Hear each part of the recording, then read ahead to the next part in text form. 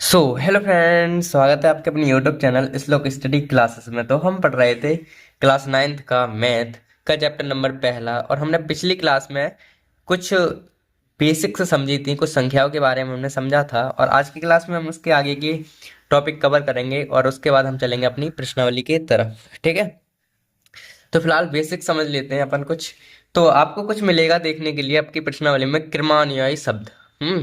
क्रमानुयायी शब्द क्या होता है ये हम समझ रहे हैं आज।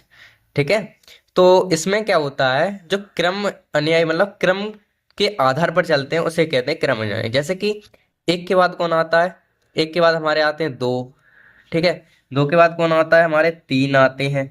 इस तरीके से क्रम चलता है। ठीक है, अगर हम इसे और नजर से देखें, इसे और हिसाब से देखें, तो आपको समझ में आएगा भाई। अगर हम क्या करें, एक में एक और जोड़ दें तो हमें दो मिल जाते हैं।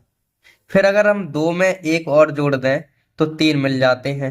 और अगर तीन में हम एक और जोड़ दें तो हमें चार मिल जाते हैं। तो कुल मिला के हमें यहाँ से ये समझ में आ रहा है कि अगर हम एक जोड़ते चले जाते हैं तो हमें क्रम मिलता चला जाता है एक। ठीक है, यानी कि हम किसी संख्या में एक जोड़ देंगे तो हमें अगला क्रम मिल जाएगा।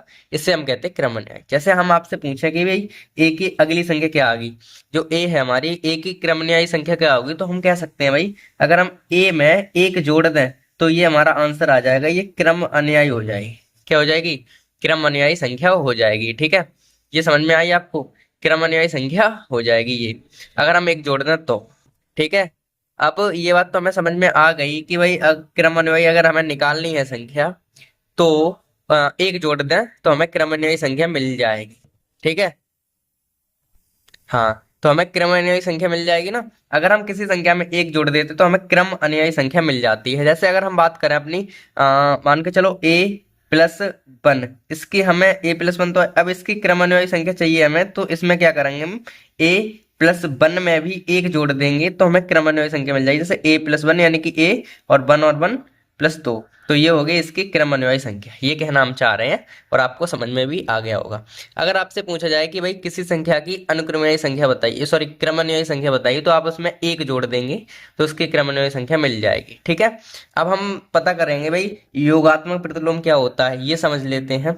तो योगात्मक प्रतिलोम होता है हमारा, मान के चलिए अगर हमें पांच का योगात्मक प्रतिलोम चाहिए, पांच का योगात्मक अगर हमें प्रतिलोम चाहिए, तो हम क्या करेंगे, हम ज्यादा तो कुछ नहीं करेंगे इसमें, हम क्या करेंगे, पांच का योगात्मक प्रतिलोम माइनस के पांच कर देंगे। ठीक है, यानी कि साइन चेंज करना है। अगर आपको पूछा जाए माइनस के पांच का योगात्मक प्रतिलोम, माइनस के पांच का योगात्मक प्रतिलोम अगर पूछा जाए, माइनस के पांच का योगात्मक प्रतिलोम पूछा जाए तो क्या आ जाएगा, माइनस के प्लस के पांच आ जाएगा। किसका आ जाएगा, प्लस के पांच। तो योगात्मक प्रतिलोम में और कुछ नहीं करना होता है, केवल हमें करना इतना होता है कि साइन चेंज करने होते हैं। प्लस के पांच का पूछा जाए तो माइनस के पांच, और माइनस के पांच का पूछे तो प्लस के पांच। ठीक है, और अगर किसी और संख्या का ले लें, जैसे छह का योगात्मक प्रतिलोम, तो माइनस के छह हो जाएगा, और माइनस के छह का योगात्मक प्रतिलोम प्लस के छह हो जाएगा। इस तरीके से गुणात्मक प्रतिलोम की बात करें अगर हम, ठीक है, तो गुणात्मक प्रतिलोम में क्या होता है, मान के चलिए अगर हमने पांच का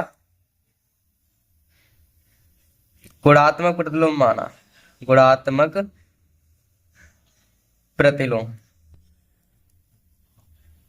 गुणात्मक प्रतिलोम की बात करें अगर, पांच के गुणात्मक प्रतिलोम की हो जाएगी वन अपॉन में पांच, यानी कि जो जहां होगा वो वन के अपॉन में चले जाएगा। इसे हम कहते हैं गुणात्मक। अगर पूछा जाए माइनस के पांच का गुणात्मक प्रतिलोम, तो हमारा आ जाएगा माइनस के पांच एक बट्टे पांच। ठीक है, इस तरीके से हमारा गुणात्मक प्रतिलोम होता है। मतलब गुणात्मक प्रतिलोम में हमें क्या करना होता है, केवल बट्टे में पहुंचानी होती है वो संख्या, किसके, एक के बट्टे में पहुंचा देंगे तो हमारा गुणात्मक प्रतिलोम होगा। अगर माइनस है तो माइनस रहेगा, और प्लस का है तो प्लस रहेगा। ठीक है, ये प्लस के तो यहाँ प्लस के पांच एक बट्टे पांच आए, ये माइनस के तो माइनस के एक बट्टे पांच आए।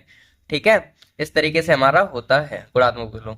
ठीक है, अब हमने इतनी चीज समझी, अब हम कुछ और जो हमारे धन पूर्णांक होते हैं उनके गुणात्मक प्रतिलोम के जो नियम होते हैं योग के, वो समझ लेते हैं। ठीक है, तो अब हम समझते हैं गुणात्मक प्रतिलोम मतलब जो धन पूर्णांक होते हैं उनका योग के नियम, मतलब हमारे पास जो संख्या आएंगी वो किन किन नियम पे काम करेंगी, किन किन नियम को फॉलो करेंगी, वो हम समझते हैं। ठीक है, और ये आप अपने जो नोटबुक बनाई है आप उस पर नोट डाउन करते चलना। ठीक है, धीमे धीमे। तो क्या होगा, ये पहला है समवर्क नियम। क्या है, समवर्क नियम है। तो ये कह रहे हैं जब दो धन पूर्णांकों को जोड़ा जाता है तो योगफल सदैव धन पूर्णांक होता है एक। अगर हम किसी भी दो धन पूर्णांकों को जोड़ें, जैसे कि प्लस के 3 और प्लस के 4 अगर हम जोड़ रहे हैं तो प्लस के ही 7 मिल रहे हैं, ये कह रहे हैं इस लाइन में।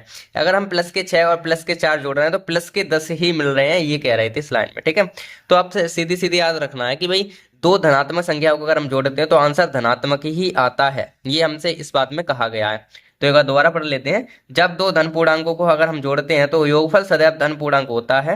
एग्जाम्पल में लिख सकते हैं 3 + 4 = 7 और 6 + 10। ठीक है, यानी कि प्लस के 6 और प्लस के 4 जोड़ेंगे तो 10 आ रहा है। ठीक है, ऐसे ही हम क्रम विनिमय नियम समझते हैं।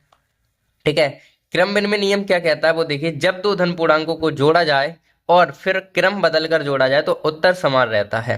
ठीक है, मतलब ये कह रहे हैं जैसे हमने 3 और 4 जोड़े तो 7 आ रहा है, और वहीं उल्टो कर रहे हैं, हम इनको 4 आगे लिख दें 3 पीछे लिख दें तब भी हमारा 7 आएगा। ये हमसे इस प्रश्न में कहा जा रहा है।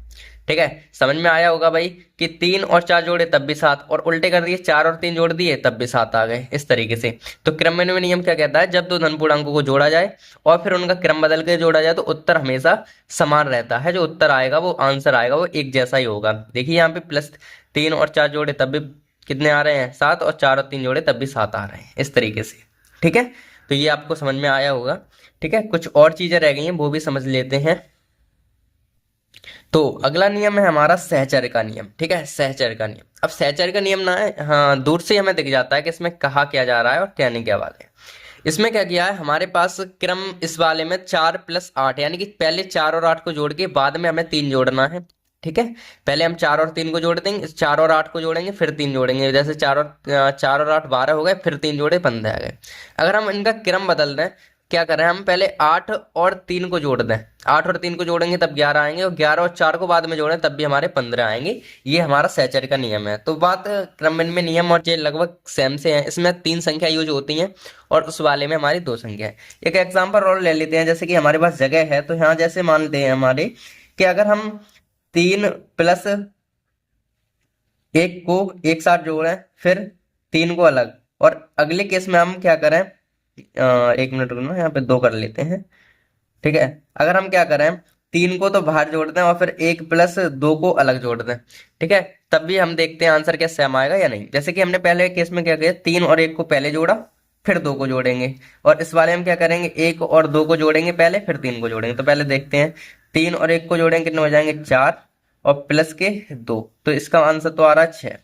ठीक है, और वहीं पे अगर हम 3 को ना जोड़कर पहले 1 और 2 को जोड़ें तब भी हमारे 3 और 1 2, 2 और 1 3 हो जाएंगे ना, और 3 और 3 6 हो जाएंगे, यानी कि आंसर हमारा सेम आएगा। ठीक है, इस तरीके से ये होता है हमारा सहचर्य का नियम। ठीक है, हाँ, आगे हम गुणा की तरफ चलते हैं, तो गुणा के जो नियम होते हैं वो देख लेते हैं। ठीक है, तो धन पूर्णांकों का गुणा के नियम कुछ होते हैं, उसमें भी यही नियम है, संबरक का नियम। जब दो धन पूर्णांकों को गुणा किया जाता है तो आंसर भी धनात्मक ही होता है, ये कह रहे हैं इसमें। तो 3 × 4 यानी कि धन धन की संख्या को हमने गुणा किया तो प्लस के 12 ही आए, यानी कि धन का ही आंसर आया। ये कह रहे थे कि जब दो धन पूर्णांकों को का गुणनफल भी धन पूर्णांक ही होता है, यानी कि अगर हम दो धन पूर्णांकों को गुणा करते हैं तो आंसर भी धनात्मक ही आता है। ठीक है, आगे क्रम में नियम क्या कह रहा है, दो धन पूर्णांकों का गुणा किसी भी क्रम में किया जाए लेकिन परिणाम समान ही रहता है, यानी कि बात इसमें क्रम में की सेम थी। अगर हम 3 और 4 का गुणा करें तब भी 12 आएगा, और 4 और 3 का गुणा करें तब भी 12 आएगा, यानी कि हम किसी भी क्रम में कर दें, क्रम उल्टा करके कर लें या क्रम कैसे भी कर लें, लेकिन आंसर हमारा सेम ही आएगा। जैसे पहले के इसमें 3 और 4 करा, 3 का 4 में गुणा कर गया, अब की 4 और 3 का गुणा कर रहे हैं तो सेम आंसर आ रहा है, वो बात थी। ठीक है, समझ में आया होगा, और ये नोट डाउन करते चलना आप। ठीक है, हमें तो समझाना है ना। आगे हमसे कह रहे हैं भाई सहचर्य का नियम। सहचर्य का नियम क्या होता है वो देखिए। सहचर्य का नियम हमारा होता है सेम टू सेम, जैसे जोड़ का किया था वैसे ही कर रहे हैं। इसमें हमने क्या किया, पहले 3 और 5 का गुणा किया 15 आ गए, फिर 15 में 7 का गुणा किया 105 आए। ऐसे इसमें 7 और 5 का गुणा किया 5 7 35, और इनका गुणा किया तो 105 आए। इस तरीके से हमारा सहचर्य का नियम काम करता है। ठीक है, तो आपसे पूछा जाएगा प्रश्न में कि भाई ये सवाल जो हल करा है वो सहचर्य के नियम से किया गया है या किस तरीके से किया है, ये बताना है आपको। और कभी कभी ऐसा भी हो सकता है कि आपसे करवाए कि कोई गुणनफल देते और कहे कि सहचर्य नियम से आप इसका सहचर्य का नियम उपयोग करते हुए गुणनफल ज्ञात कीजिए। ठीक है, तो जैसे क्वेश्चन होंगे उस हिसाब से अपन करेंगे। ठीक है, तो अब हम वीडियो कुछ और नियम रह गए उसको भी समझ लेते हैं, उसके बाद हम बंद करेंगे। चलो बढ़ते हैं। तो हमारा लास्ट टॉपिक रह गया है इसमें वितरण या बंटन का नियम। ठीक है, वितरण या बंटन का नियम। ठीक है, तो इसमें क्या होता है, हमारे पास 3 गुणा 5 + 6 है। अगर हम इसे सॉल्व करेंगे तो बंटन नियम से सॉल्व करेंगे तो क्या करेंगे, पहले 3 को 5 से गुणा करेंगे, 3 को 5 से गुणा किया, फिर प्लस लगा देंगे, फिर 3 को 6 से गुणा कर देंगे। ठीक है, मतलब एक पहले तो हम 3 का 5 में गुणा करके 5 15 कर दिए, फिर 3 का ही 6 में गुणा कर दिए, 6 3 18 हो गए, और दोनों को जोड़ दिया, आंसर आ गया। ये हमारा होता है बंटन नियम या वितरण नियम। बात एक ही है। ठीक है, ये इसका फॉर्मूला होता है भाई, ए का बी में कर दिया, पहले ए बी आ गया, और ए के सी में कर दिया, ए सी आ गया, बीच में प्लस आ गया, फॉर्मूला लिख दिया, कोई बड़ी बात नहीं थी। हाँ, ऐसे हम अगर पीछे से करना चाहें, 6 का पहले 3 में करेंगे, 6 3 18 हो जाएंगे, और 6 का फिर 3 में करेंगे, 6 3 18, और 18 36 हो जाएंगे। मतलब उल्टा भी ऐसे ही काम करेंगे, जैसे पहले में करते हैं वैसे दूसरे में। मतलब ये वितरण का नियम होता है। ठीक है, तो वितरण के नियम में कुछ ज्यादा खास तो नहीं था, केवल हम बचपन से ही पढ़ते आ रहे हैं, उस हिसाब से इसमें गुणा होता है, तो वितरण का नियम कहते हैं उसे। ठीक है, यानी कि हम पहले को पकड़ के पहले गुणा करेंगे, फिर दूसरे में करेंगे, और दोनों को जोड़ देंगे, इस तरीके से वितरण नियम होता है। ठीक है, तो आज की क्लास में तो हमने इसके बेसिक्स, जितने अपने चैप्टर के बेसिक्स है वो खत्म कर लिए। अब हम कल की क्लास में क्या करेंगे, अपनी प्रश्नावली शुरू करेंगे, 1 पॉइंट यानी कि 1A। ठीक है, तो मिलते हैं अगली क्लास में, तब तक के लिए बाय।